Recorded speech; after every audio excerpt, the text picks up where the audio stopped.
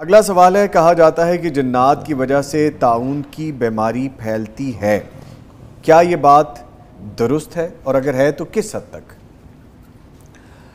موسیٰ الاشعری رضی اللہ تعالیٰ عنہ بیان کرتے ہیں، رسول اللہ صلی اللہ علیہ وسلم فرمایا شیطان طاعون شیطان کا چبونا ہے۔ چبونا مطلب چھونا، تنگ کرنا، کاٹتا ہے، جس کی وجہ سے دانے نکلتے ہیں۔ وہ حدیث بھی آتی ہے نا کہ رسول اللہ صلی اللہ علیہ وسلم گھر میں گئے، تشریف لائے تو دیکھا کہ ایک لڑکی کے چہرے پہ دانے نکلے ہیں، تو رسول اللہ صلی اللہ علیہ وسلم اس کو نظر ہے، اس کو دم کرو۔ تو چھپونا جو ہے نا، چھپونا، تنگ کرنا، کاٹنا، ڈز لگانا، تو یہ شیاطین کی طرف سے ہوتا رہتا ہے اور اس کی وجہ سے طاعون بھی پھیلتا ہے، کیونکہ اور یہ زیادہ کثرت اختیار کر جاتا ہے، زیادہ دانے، اور اس کو پھیل جاتا ہے۔ اور رسول اللہ صلی اللہ علیہ وسلم نے یہ فرمایا کہ اس کی وجہ سے فوت ہونے والا شہید کہلاتا ہے۔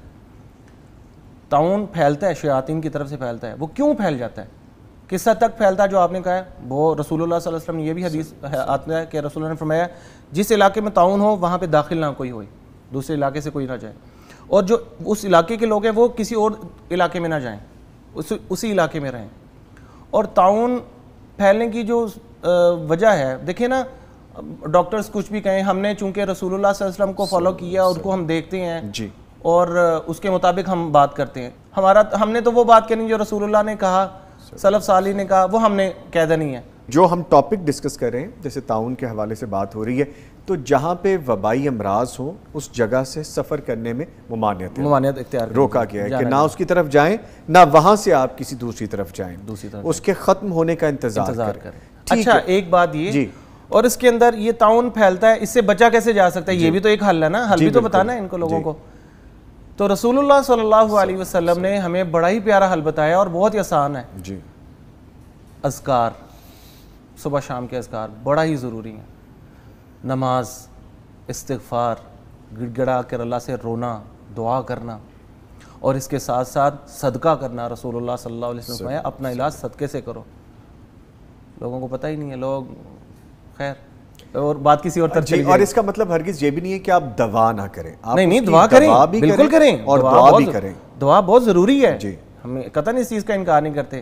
بعض مرتبہ مرض ایسے ہو جاتے ہیں کہ وہ جادو بھی ہوتا ہے، جنات کا بھی مسئلہ ہوتا ہے، اور بیماری بھی ہوتی ہے، تو ان سب کو اکٹھا کر کے علاج کرنا بہت مشکل ہو جاتا ہے، اور یہ لوگوں کو، اکثر لوگوں کو بہت دیر بعد پتہ چلتا ہے۔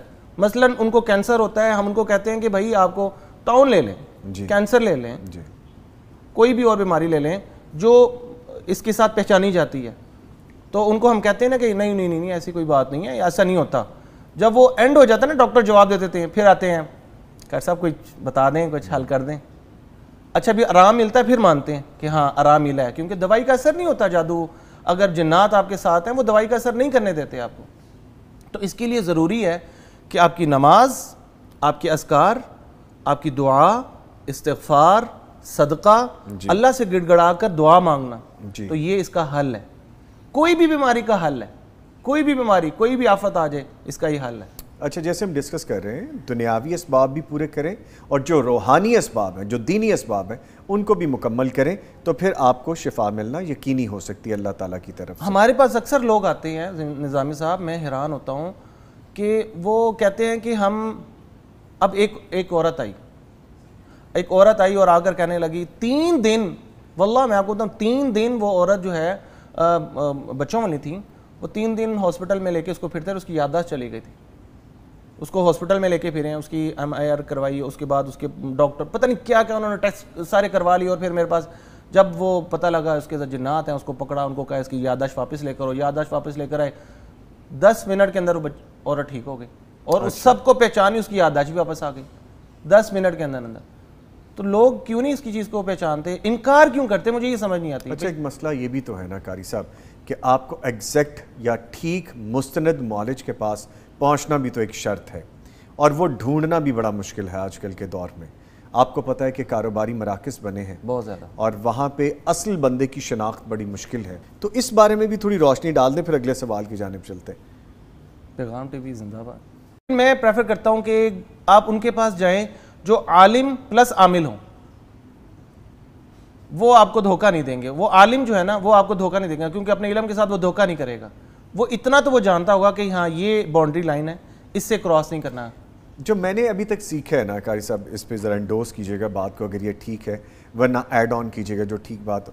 میں نے جو ابھی تک دیکھا ہے, جو میں نے تعلیمات لینا شروع کی ہیں, جو شخص قرآن و سنت پہ پابندی سے عمل کر رہا ہے, اس پہ کاربند ہے, اور وہ دین کا صحیح معنوں میں داعی ہے, آپ اس کے ساتھ تھوڑا وقت گزاریں, گفتگو کیجئے, آپ کو ساری چیزیں سامنے آ جائیں گی. وہی آپ کو بہترین مالج کے طور پہ سامنے آ سکتا ہے. آپ اگر جمعہ پڑھیں نا, ہم جمعہ جب پڑھتے ہیں, ہم جاتے ہی اذان کے وقت ہیں, دوسری اذان مطلب عموماً طور پر ہم اینڈ پہ جاتے ہیں, نماز کھڑی ہونے لگتی ہے تب ہم جاتے ہیں. اس خطبے میں جو بیان کیا جاتا ہے نا, پورے ہفتے کے لیے کافی ہو جاتا ہے. آپ کو بہت ساری چیزیں پتہ لگ جاتی ہیں کہ آپ پورا ہفتے میں آپ کو کسی نہ کسی جگہ پہ ہیلپ مل جائے گی. اور پھر جب آپ کو ہیلپ ملے گی, آپ میرے ساتھ کانٹیکٹ میں بھی آئیں گے, پوچھیں گے یہ اس طرح کا مسئلہ ہے, وہ آپ کو کسی عالم کا بتائیں گے, کسی قاری کا بتائیں گے, کسی انسٹیٹیوٹ کا بتائیں گے. تو اسی طرح مسئلے حل ہوتے ہیں نا. اگر آپ یوٹیوب پہ بیٹھ جائیں گے تو پھر تو اچھا, اس میں قاری صاحب ایک چیز اور بھی ہے جو آپ کہہ رہے ہیں کہ دیکھیے اور سنی سنائی بات. ان چیزوں کے علاوہ اگر آپ نے بچنا ہے اور تحقیق کرنی ہے تو آپ کو خود دین پہ چلنا ہوگا. سب سے پہلے آپ اس کی جستجو شروع کریں گے تو پھر آپ کے راستے کھلنے شروع ہو جائیں گے. کرتے نہیں ہے نا معاملہ کچھ ہم بیٹھ کے یوٹیوب پہ فیس بک پہ دیکھتے ہیں اور پھر کمنٹ کرتے ہیں اور پھر کہتے ہیں کہ عمیر صاحب ذرا استخارہ کر دیں ہمارے لیے, جو کہ ہو ہی نہیں سکتا ایسے, بالکل بھی نہیں, جو کہ ہم خود کریں تو بہتر ہے. اچھا, اکثر لوگ آتے ہیں, اکثر آگے قاری صاحب حساب لگا دیں, یہ حساب کیا ہوتا ہے مجھے سمجھ نہیں آتی. ان کا اپنا حساب کمزور ہوتا ہے, آپ کا شاید زیادہ اسٹرانگ ہے حساب. پتہ نہیں اب وہ میتھ والا حساب لگا دیں, کون سا حساب, مطلب وہ کہتے ہیں کہ ہمارا حساب لگا دیں. اور قاری صاحب اسی حساب کے چکر میں اکثر مالج جو میں نے دیکھا ہے غیر مستند, جو کہ بالکل ٹھیک بات نہیں ہے, وہ اپنا حساب لگا لیتے ہیں, وہ حساب لگاتے ہیں اور پھر وہ حساب کتاب چلتا رہتا ہے, وہ بہت چلتا ہے. تو ان سے بچیے. اور پھر وہاں پہ ٹی وی چینلز جو ہیں وہ جاتے ہیں اور پھر وہ ان کا حساب کوریج ہوتی ہے, باقاعدہ ڈاکومنٹریز بنتی ہیں, تو یہ ہم ہی جاتے ہیں نا. جب ہم دین کے ساتھ جڑیں گے نہیں, ہم قرآن و سنت کو سمجھنا نہیں شروع کریں گے, جب عمل نہیں کرنا شروع کریں گے, سنی سنائی باتوں پہ چلیں گے, تو پھر یہ ہوگا. تو یہ گفتگو اسی لیے تھی سر.